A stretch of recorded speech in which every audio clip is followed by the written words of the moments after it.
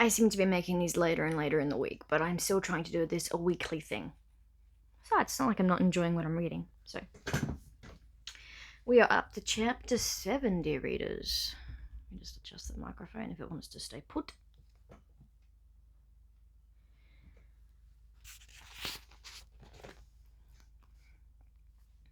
Remember, I don't edit these videos, I just make them and post them without even rewatching them. So it is quite literally me being just raw and just wanting to go over this hurdle of reading on YouTube. And if I get gatherers.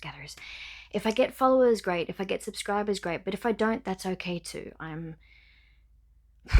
Voiceovers and voice acting are it's a long haul. Is that a spider? That better not be a spider. Hold that thought. Okay, wasn't a spider, but kind of freaked me out for a second there. I saw a huntsman, or a baby huntsman, downstairs last night in a particular area, and I've told it to stay out of my room, but we'll find out if that actually stays true. Okay, continuing. Chapter 7. Men are sheep. Where one goes, the rest will soon follow. Lady Whistledown Society Papers, 30th of April, 1813. All in all, Daphne thought, Anthony was taking this rather well. By the time Simon had finished explaining their little plan, with, she had to admit, frequent interruptions on her part, Anthony had raised his voice only 7 times. That was about 7 fewer than Daphne would have predicted. Finally, after Daphne begged him to hold his tongue until she and Simon were done with their story, Anthony gave a curt nod, crossed his arms, and clamped his mouth shut for the duration of the explanation. His frown was enough to shake the plaster off the walls, but true to his word, he remained utterly silent, until Simon finished with, and that's that. There was silence. Dead silence. For a full 10 seconds, nothing but silence, although Daphne would have sworn she could hear her eyes moving in their sockets as they darted from Anthony to Simon. And then, finally, from Anthony, "Are you mad?" I thought this might be his reaction, Daphne murmured. "Are you completely, irrevocably, abominably—" I cannot speak words. Try that again. "Are you both completely, irrevocably, abominably insane?" Anthony's voice rose to a roar. "I don't know which of you is clearly more the idiot." "Will you hush?" Daphne hissed. "Mother will hear you." "Mother would perish of heart failure if she knew what you were about," Anthony retorted, but he did use a softer tone. "But Mother is not going to hear of it, is she?" Daphne shot back. "No, she's not," Anthony replied, his chin jutting out forward, "because your little scheme is finished as of this very moment." Daphne crossed her arms. "You can't do anything to stop me." Anthony jerked his head towards Simon. "I can kill him." "Don't be ridiculous. Duels have been fought for less, by idiots. I'm not disputing the title as regards to him." "If I might interrupt," Simon said quietly. "He's your best friend," Daphne protested. "Not," Anthony said, the single syllable brimming with barely contained violence, "any more." Daphne turned to Simon with a huff. "Aren't you going to say anything?" His lips quirked into an amused half smile. "And when would I have had the chance?" Anthony turned to Simon. "I want you out of this house. Before I may defend myself?" "It's my house too," Daphne said hotly, "and I want him to stay." Anthony glared at his sister, exasperation evident in every inch of his posture. "Very well," he said. "I will give you 2 minutes to state your case. No more." Daphne glanced hesitantly at Simon, wondering if he'd want to use the 2 minutes himself. But all he did was shrug and say, "Go right ahead. He's your brother." She took a fortifying breath, planted her hands on her hips without even realizing it, and said, "First of all, I must point out that I have far more to gain from this alliance than His Grace. He says he wishes to use me to keep the other women, and their mothers, Simon interrupted, and their mothers at bay. But frankly, Daphne glanced at Simon as she said this, I think he's wrong. The women aren't going to stop pursuing him just because they think he might have formed an attachment with another young lady. Especially when that young lady is me. And what is wrong with you? Anthony demanded. Daphne started to explain, but then she caught a strange glance between the two men. What was that all about? Nothing, Anthony muttered. But then she... Nothing, Anthony muttered, looking a trifle sheepish. I explained to your brother your theory on why you have not had more suitors, Simon said gently. I see, Daphne pursed her lips as she tried to decide whether that was something she ought to be irritated about. Well, he should have figured that out on his own. Simon made an odd snorting sound that might have been a laugh. Daphne leveled a sharp look at both men. I do hope my 2 minutes did not include all of these interruptions. Simon shrugged. He is a timekeeper. Anthony clutched at the edge of the desk, probably, Daphne thought, to keep himself from going for Simon's throat. And he said menacingly, is going to find himself headfirst through the goddamn window if he doesn't shut up. Did you know I have always suspected that men were idiots? Daphne ground out. But I was never positive until today. Simon grinned. Allowing for interruptions, Anthony bit off, shooting yet another deadly glare in Simon's direction, even as he spoke to Daphne. You have 1.5 minutes left. Fine, she snapped. Then I'll reduce this conversation to one single fact. Today I had 6 callers. 6! Can you recall the last time I had 6 callers? Anthony just stared at her blankly. I can't, Daphne continued, in a fine form now, because it has never happened. 6 men marched up our steps, knocked on our door, and gave Humboldt their cards. 6 men brought me flowers, engaged me in conversation, and one even recited poetry. Simon winced. And do you know why? She demanded, her voice rising dangerously. Do you? Anthony, in his somewhat belated arrived wisdom, held his tongue. It is all because he, she jabbed her forefinger towards Simon, was kind enough to feign interest in me last night at Lady Danbury's ball. Simon, who had been leaning casually against the edge of the desk, suddenly straightened. Well now, he said quickly, I wouldn't quite put it that way. She turned to him, her eyes remarkably steady. And how would you put it? He didn't get past before she added, because I can assure you those men have never seen fit to call me before. If they are so myopic, Simon said quietly, why do you care for their regard? She fell silent, drawing back slightly. Simon had the sinking suspicion that he might have said something very, very wrong, but he wasn't positive until he saw her blinking rapidly. Oh, damn. Then she wiped one of her eyes. She coughed as she did it, trying to hide the maneuver by pretending to cover her mouth. But Simon still felt like the worst sort of heel. Now look what you've done, Anthony snapped. He placed a comforting hand on his sister's arm, all the while glaring at Simon. Pay him no mind, Daphne. He's an ass. Maybe, she sniffled. But he's an intelligent ass. Anthony's mouth fell open. She shot him a testy look. Well, if you didn't want me to repeat it, you shouldn't have said it. Anthony let out a weary sigh. Were there really 6 men here this afternoon? She nodded. 7, including Hastings. And, he asked carefully, were any of the men you might be interested in marrying? Simon realized that his fingers were gouging small holes in his thigh, and he forced himself to remove his hand from the desk. Daphne nodded again. They are all men with whom I have enjoyed a previous friendship. It is only that they never viewed me as a candidate for romance before Hastings led the way. I might, if given the opportunity, develop an attachment for one of them. But, Simon quickly shut his mouth. But what? Daphne asked, turning to him with curious eyes. It occurred to him that what he wanted to say was that if those men had only noticed Daphne's charms because the Duke had shown interest in her, then they were idiots, and thus she shouldn't even contemplate marrying them. But considering that he had been the one to originally point out that his interest would gain her more suitors, frankly, it seemed a bit self-defeating to mention it. Nothing, he finally said, raising a hand in a don't-mind-me motion.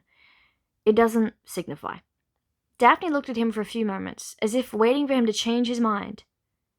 and then turned back to her brother. Do you admit the wisdom of our plan, then? Wisdom might be a bit of a stretch, but Anthony looked pained to say it. I can see where you might think it might benefit you. Anthony, I have to find a husband. Besides the fact that Mother is pestering me to death, I want a husband. I want to marry and have a family of my own. I wanted more than you could ever know. And thus far, no one acceptable has asked. Simon had no idea how Anthony could possibly hold out against the warm pleading in her dark eyes. And sure enough, Anthony sagged against the desk and let out a weary groan. Very well, he said, closing his eyes as if he couldn't believe what he was saying. I shall agree to this, if I must. Daphne jumped up and threw her arms around him. Oh, Anthony, I knew you were the very best of brothers. She gave him a kiss on the cheek. You're just occasionally misguided. Anthony's eyes floated heavenward before focusing on Simon. Do you see what I have to put up with? He asked, with a shake of his head. His tone was that particular timbre. His tone was that particular timbre. Is it timbre? Used only from one beleaguered male to another. That was a sentence. Simon chuckled to himself as he wondered when he'd turn from evil seducer back onto old friend. But, Sir Anthony said loudly, causing Daphne to back up. I am placing some conditions on this. Daphne didn't say anything, just blinked as she waited for her brother to continue. First of all, this goes no further than this room. Agreed, she said quickly. Anthony pointedly looked at Simon. Of course, he replied. Mother would be devastated if she learned the truth. Actually, Simon murmured, I rather think your mother would applaud our ingenuity. But since you have quite obviously known her longer, I bow to your discretion. Anthony shot him a frosty look. Second, under no circumstances are you the two of them. Under no circumstances are the two of you to be alone together. Ever. Well, that should be easy, Daphne said, as we wouldn't be allowed to be alone if we were courting in truth anyway.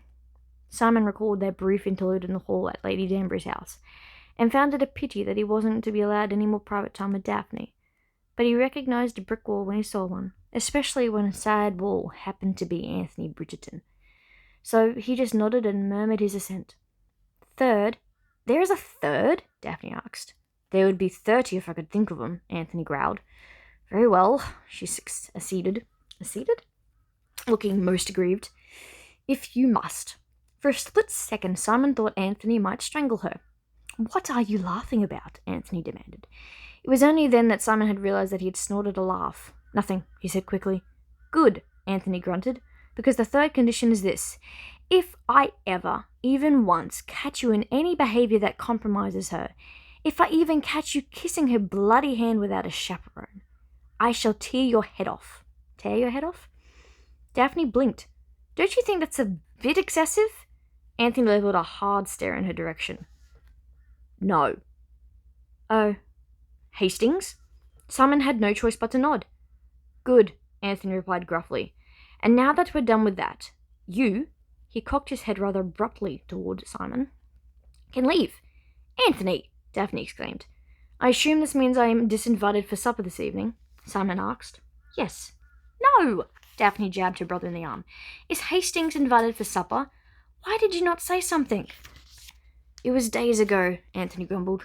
Years. It was Monday, Simon said. Well, then you must join us, Daphne said firmly. Mother will be so delighted, and you, she poked her brother in the arm, stop thinking about how you may poison him. Before Anthony could reply, Simon waved off her words with a chuckle. Do not worry on my behalf, Daphne. You forget that I attended school with him for nearly a decade. He never did understand the principles of chemistry. I shall kill him, Daphne said to himself. Before this week out, I shall kill him. No, you won't, Simon said. Damn. No, you won't, Daphne said blithely. By tomorrow you will have forgotten all this and will be smoking cheroots at White's. I don't think so, Anthony said ominously. Of course you will. Don't you agree, Simon? Simon studied his best friend's face and realized he was seeing something new, something in his eyes, something serious. 6 years ago, when Simon had left England, he and Anthony had been boys. Oh, they thought they were men. They gambled and whored and strutted about society, consumed with their own importance. But now they were different. Now they were men in truth. Salman had felt the change within himself during his travels. It had been a slow transformation, wrought over time as he faced new challenges. But now he realized that he'd returned to England, still picturing Anthony as that 22-year-old boy he'd left behind. He'd done his friend a great disservice, he realized, in failing to realize that he too had grown up. Anthony had responsibilities Salman had never even dreamed of. He had brothers to guide, sisters to protect. Salman had a dukedom, but Anthony had a family. There was a grave difference, and Salman found that he could... I wonder if you can hear that conversation in the background, because if you can, I'm so sorry. I think, Salman said slowly, finally answering Daphne's question, that your brother and I are both different people than we were when we ran wild 6 years ago. And I think that might not be such a bad thing. Several hours later, the Bridgerton household was in chaos. Daphne had changed into an evening dress of dark green velvet that someone had once said almost made her eyes look not quite brown, and was presently idling about in the great hall, trying to find a way to calm her mother's racing nerves. I cannot believe, Violet said, one fluttering hand on her chest, that Anthony forgot to tell me he invited the Duke to dinner. I had no time to prepare. None at all. Daphne eyed the menu in her hand, which began with turtle soup and marched through 3 more courses before finishing with the lamb à la bechamel, followed, of course, by a choice of 4 desserts. She tried to keep her voice free of sarcasm as she said, I do not think the Duke will have cause to complain. I pray that he won't, Violet replied. But if I had known he was coming, I would have made sure we had a beef dish as well. One cannot entertain without a beef dish. He knows this is an informal meal. Violet shot her an acerbic look. No meal is informal when a duke is calling. Daphne regarded her mother thoughtfully. Violet was wringing her hands and gnashing her teeth. Mother, Daphne said, I don't think the Duke is the sort to expect us to dramatically alter our family supper plans on his behalf. He might not expect it, Violet said, but I do. Daphne, there are certain rules in society, expectations, and frankly, I do not understand how you can be quite so calm and disinterested. I'm not disinterested. You certainly don't look nervous. Violet eyed her suspiciously. How can you not be nervous? For goodness sake, Daphne, this man is thinking of marrying you. Daphne caught herself just before she groaned. He has never said as much, Mother. He didn't have to. Why else would he have danced with you last night? The only other lady he so honoured was Penelope Featherington, and we both know that had to be out of pity. I like Penelope, Daphne said. I like Penelope too, Violet returned, and I long for the day her mother realizes that a girl of her complexion cannot be dressed in tangerine satin. But that is besides the point. What is the point? I don't know. Violet very nearly wailed. Daphne shook her head. I'm going to find Eloise. Yes, do that, Violet said distractedly. And make sure Gregory is clean. He never washes behind his ears. And Hyacinth... Good God, what are we to do about Hyacinth? Hastings will not expect a 10-year-old at the table. Damn, I cannot say that. Yes, he will, Daphne replied patiently. Anthony told him we were dining as a family. Most families do not allow their younger children to dine with them, Violet pointed out. Then that is their problem. Daphne finally gave in to her exasperation and let out a loud sigh. Mother, I spoke to the Duke. He understands that this is not a formal meal, and he specifically told me that this was... Damn it. And he specifically told me that he was looking forward to a change of pace. He has no family himself, so he has never experienced anything like a Bridgerton family dinner. God help us. Violet's face went utterly pale. Now, Mother, Daphne said quickly, I know what you're thinking, and I assure you that you don't have to worry about Gregory putting creamed potatoes on Francesca's chair again. I am certain he has outgrown such childish behaviour. He did it last week. Well then, Daphne said briskly, not missing a beat, then I'm sure he's learned his lesson. The look Violet gave her daughter was dubious in the extreme. Very well then, Daphne said, her tone considerably less businesslike. Then I will simply threaten him with death if he does anything to upset you. Death won't scare him, Violet mused, but perhaps I can threaten to sell his horse. He'll never believe you. No, you're right, I'm far too soft-hearted. Violet frowned. But he might believe me if I told him he would be forbidden to go on his daily ride. That might work, Daphne agreed. Good. I shall go off and scare some sense into him. Violet took 2 steps, then turned around. Having children is such a challenge. Daphne just smiled. She knew it was a challenge her mother adored. Violet cleared her throat softly, signaling a more serious turn of conversation. I do hope this supper goes well, Daphne. I think Hastings might be an excellent match for you. Might? Daphne teased. I thought dukes were good matches even if they had two heads and spit while they talk. Out of both mouths. Violet smiled benignly. You might find this difficult to believe, Daphne. But I don't want to see you married off to just anyone. I may introduce you to no end of eligible men, but that is only because I would like you to have as many suitors as possible from which to choose a husband. Violet smiled wistfully. It is my fondest dream to see you as happily as I was with your father. And then, before Daphne could reply, Violet disappeared down the hall, leaving Daphne with second thoughts. Maybe this plan with Hastings wasn't such a good idea after all.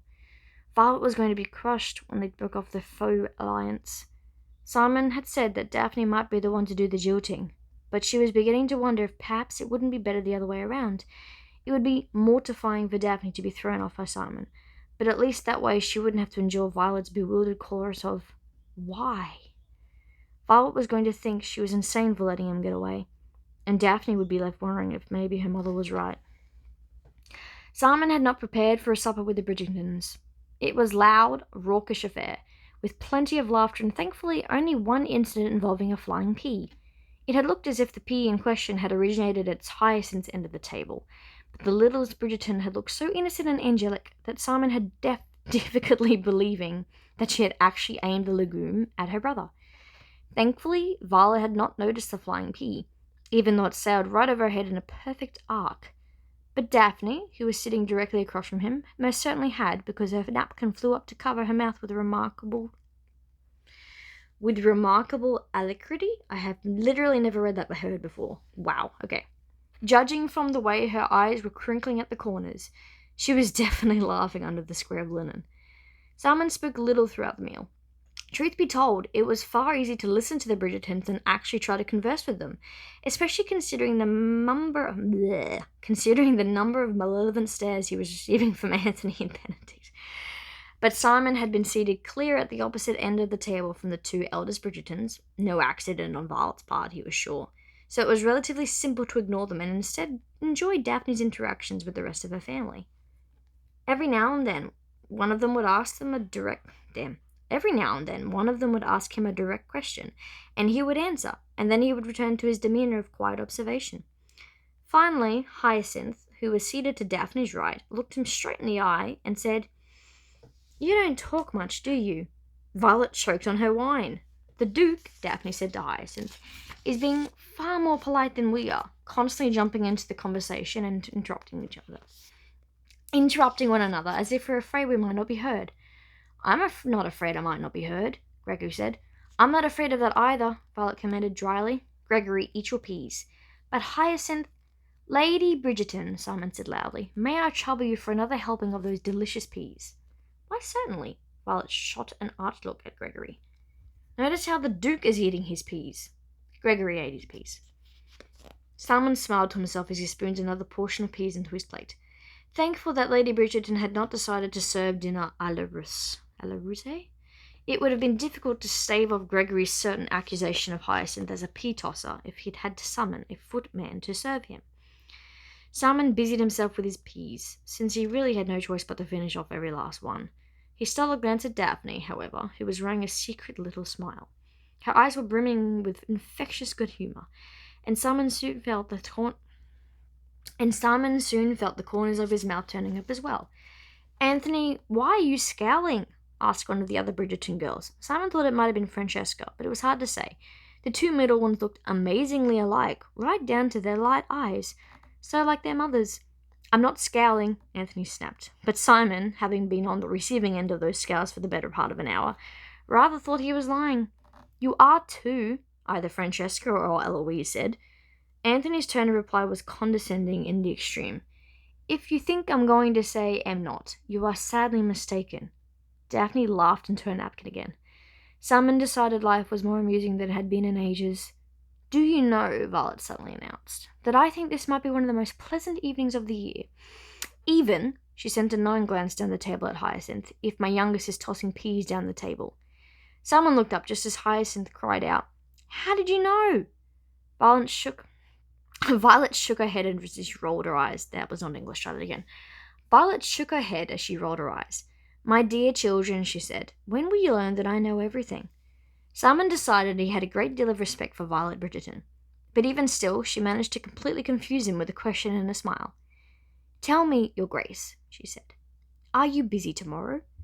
Despite her blonde and blue-eyed colouring, she looked so like Daphne as she asked him this question that he was momentarily befuddled, which had to be the only reason he didn't bother to think before he stammered, No, not that I recall.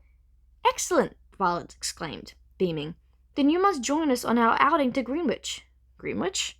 Simon echoed. Yes, we've been planning a family outing for several weeks now. We thought we'd take a boat, then perhaps have a picnic on the shores of the Thames. Violet smiled at him confidently. You'll come, won't you? Mother, Daphne interjected, I'm certain the Duke has any number of commitments. Violet gave Daphne a look so frigid, Simon was surprised that neither one of them turned to ice. Nonsense, Violet replied. He just said himself that he wasn't busy. She turned to Simon. And we shall be visiting the Royal Observatory as well. Forget it. So you needn't worry that this will be a mindless jaunt. It's not open to the public, of course, but my late husband was a great patron, so we are assured entry. Simon looked at Daphne. She just shrugged and apologized with her eyes. He turned back to Violet. I'd be delighted. But Violet beamed and patted him on the arm, and Simon had the sinking sensation that his fate had just been sealed. Well, I fumbled through that one, but we got there in the end. Thank you for listening, whoever's listening. And thank you for your patience with me. Till next time, good night, YouTube.